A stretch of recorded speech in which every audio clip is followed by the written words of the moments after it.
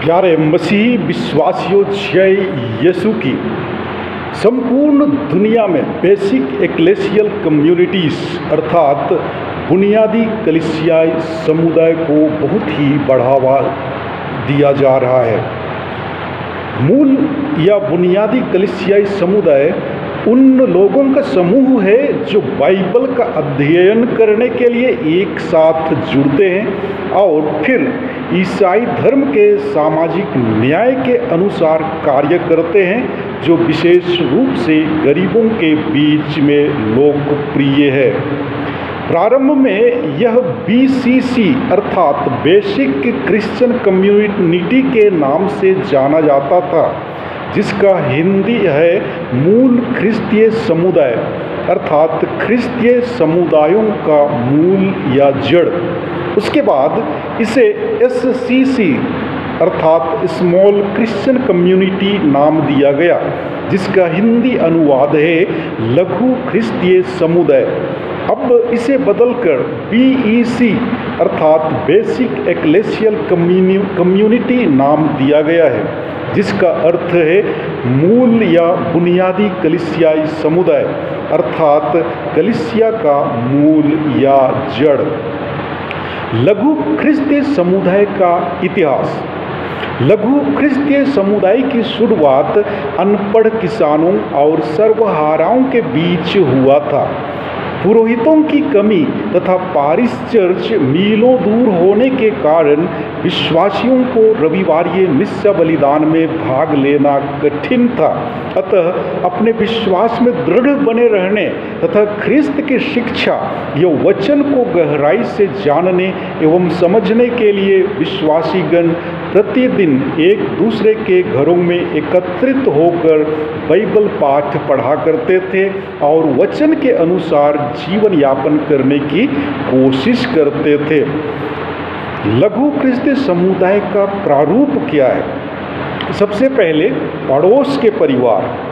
जी हाँ, लघु ख्रिस्तीय समुदाय के परिवार प्रायः एक दूसरे के नज़दीक रहते हैं। वे बारी बारी से समूह की बैठक के लिए एक दूसरे के घर में एकत्रित होते हैं। इस प्रकार गरीब और धनी, युवक तथा बूढ़े, बच्चे एवं वयस्क साथ में आते हैं। समूह के सदस्य अपने दैनिक जीवन की चुनौतियों एवं कठिनाइयों पर विचार विमर्श करते हैं। वे एक दूसरे को या पड़ोस में ज़रूरतमंदों की स्थिति की जानकारी देते हैं। दूसरा बिंदु है ईश वचन पर आधारित परिवार। जी हाँ, लघु ख्रिस्तीय समुदाय ईश वचन पर आदान प्रदान को अपनी बैठक का आधार मानते हैं। वे नए या पुराने व्यवस्थान के ग्रंथों से पाठ चुनते हैं। ईश वचन के द्वारा लघु ख्रिस्तीय समुदाय के सदस्य ख्रिस्त को अपने बीच महसूस करते हैं। ईश वचन पर आदान प्रदान के द्वारा लघु ख्रिस्तीय समुदाय मसीही प्रौढ़ता में बढ़ते जाते हैं तथा अपने जीवन को मसीह की दृष्टिकोण से देखना सीखते हैं। तीसरा बिंदु है सक्रिय सेवा भावना।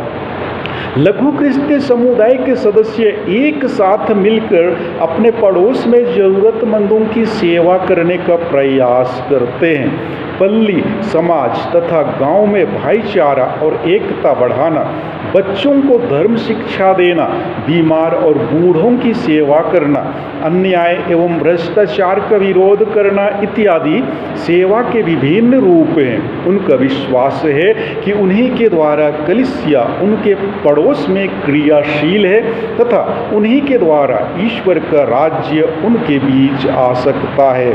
चौथा बिंदु है लघु ख्रिस्तीय समुदाय की आवश्यकता क्यों है?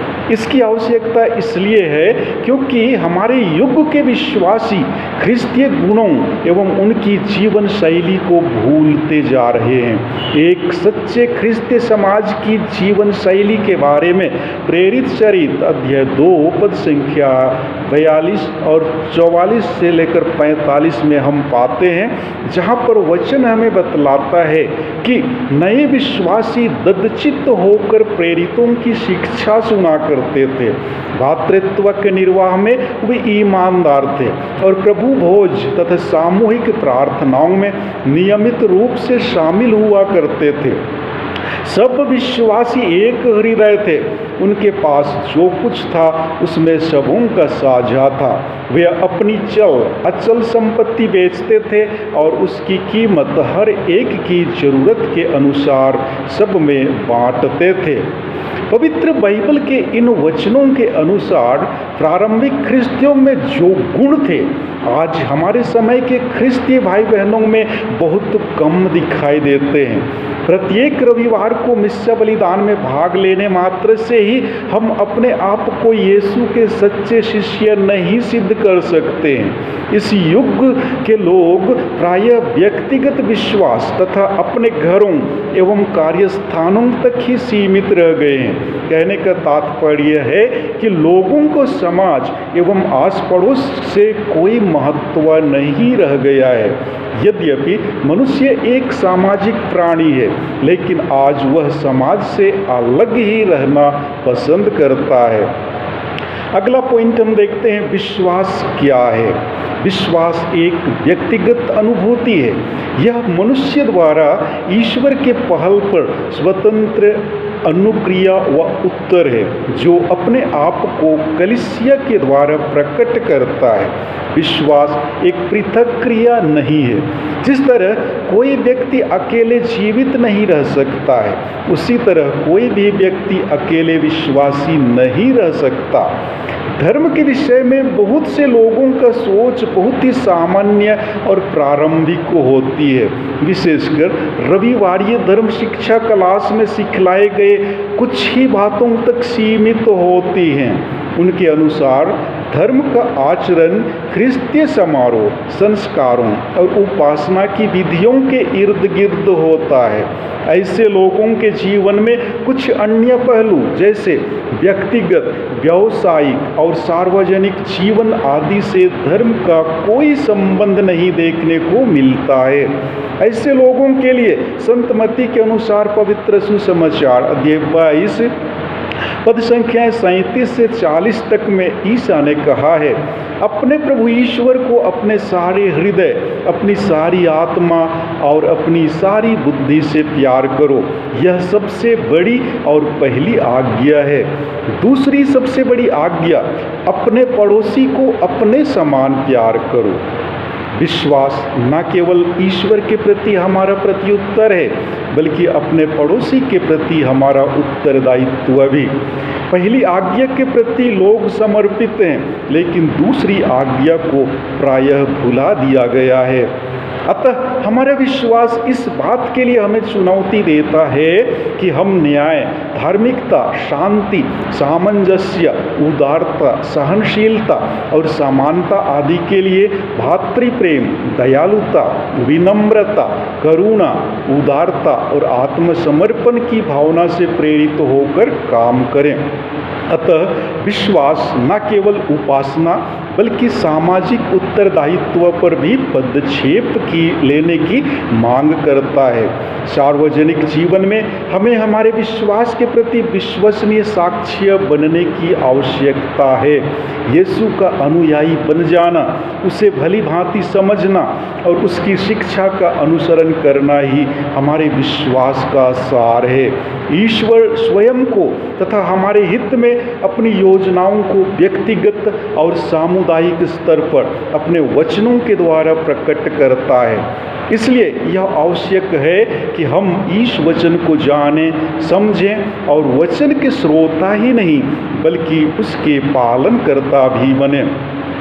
लघु ख्रिस्तीय समुदायों द्वारा आयोजित सभाओं में, विशेषकर सामुदायिक सभाओं में बाइबल के वचनों पर मनन चिंतन एवं आदान प्रदान प्रचुर रूप से उपयोग किया जाता है, जो व्यक्तिगत तथा सामुदायिक रूप से अपने विश्वास को जानने तथा हमारे लिए ईश्वर की इच्छा को पहचानने का उत्तम तरीका है। कलीसिया का विश्वास है कि पवित्र बाइबल की रचनाएं अद्वितीय और अनन्य रूप से ईश्वर की वाणी है। तिमोथी के नाम पत्र अध्याय 3 पद संख्या 15 से 17 तक में संत पौलुस ने यह बात स्पष्ट कर दी है। कहते हैं, धर्म ग्रंथ तुम्हें उस मुक्ति का ज्ञान दे सकता है जो ईसा मसीह में विश्वास करने से प्राप्त होती है। पूरा धर्म ग्रंथ ईश्वर की प्रेरणा से लिखा गया है। वह शिक्षा देने के लिए, भ्रांत धारणाओं का खंडन करने के लिए, जीवन के सुधार के लिए और सदाचार का प्रशिक्षण देने के लिए उपयोगी है, जिससे ईश्वर भक्त सुयोग्य और हर प्रकार के सत्य कार्य के लिए उपयुक्त बन जाएं। अतः यह एक दिव्य रहस्य है, क्योंकि ईश्वरीय प्रेरणा तो अदृश्य कृपा है और वह पूर्णतः रहस्यमय है। पवित्र बाइबल प्रधानतः एक ऐसा ग्रंथ है जिसमें ईश्वर मनुष्य को संबोधित करता है। और विधि विवरण ग्रंथ अध्याय 32 पद संख्या 47 में वचन कहता है, ये तुम्हारे लिए नीरे शब्द नहीं है, बल्कि इन पर तुम्हारा जीवन निर्भर है। यही कारण है कि आज हमें मूल कलीसियाई समुदाय की जरूरत है। हर एक कैथोलिक कलीसिया का सदस्य जहां मूल कलीसियाई समुदाय की स्थापना हुई है, वह उस समुदाय का सदस्य होता है। यदि कोई अपने आप को कहे कि वह किसी भी मूल कलीसियाई समुदाय का सदस्य नहीं है, तो वह कैथोलिक कलीसिया का भी सदस्य नहीं हो सकता है। क्यों? इस सवाल के जवाब को अच्छी तरह से समझने की कोशिश करें। इसलिए क्योंकि कलीसिया का केंद्र बिंदु स्वयं यीशु ख्रिस्त हैं। जब हम विश्वव्यापी कलीसिया की बात करते हैं तो इसका निर्माण कुछ इस प्रकार से होता है। सबसे पहले कलीसिया का मूल या जड़ परिवार है, जहाँ पति पत्नी और बच्चे होते हैं। कई परिवारों को एक समुदाय में मिलाने से पड़ोसी कलीसिया या बीईसी का निर्माण होता है। कई बीईसी समुदायों को मिलाने से पल्ली स्तर की कलीसिया बनता है। कई पल्लियों के समुदायों को मिलाने से धर्म प्रांतीय स्तर की कलीसिया बनता है। कई धर्म प्रांतों के समुदाय को मिलाने से क्षेत्रीय स्तर की कलीसिया का निर्माण होता है। कई क्षेत्रों की कलीसिया को मिलाने से राष्ट्रीय स्तर की कलीसिया का निर्माण होता है। कई राष्ट्रों की कलीसिया के समूह को मिलाने से महाद्वीपीय स्तर की कलीसिया का निर्माण होता है और अंत में 7 महाद्वीप की कलीसिया के समूहों को मिलाने पर विश्वव्यापी कलीसिया का निर्माण होता है। इस प्रकार देखा जाए तो विश्वव्यापी कलीसिया का निर्माण हर एक बपतिस्मा प्राप्त कैथोलिक विश्वासी के जुड़ने से होता है। अतः आप सभी अपने निकटवर्ती बीईसी समुदाय के सदस्य हैं। इसलिए आप सबों का कर्तव्य है कि आप अपने सर्कल के बीईसी बैठक में सक्रिय रूप से भाग लेकर प्रभु के वचन पर मनन चिंतन करते हुए अपने समुदाय में और अपने आस पड़ोस में प्रभु के प्रेम को साझा करें। ईश्वर आप सबों को अपनी कृपाओं से विभूषित करे। धन्यवाद।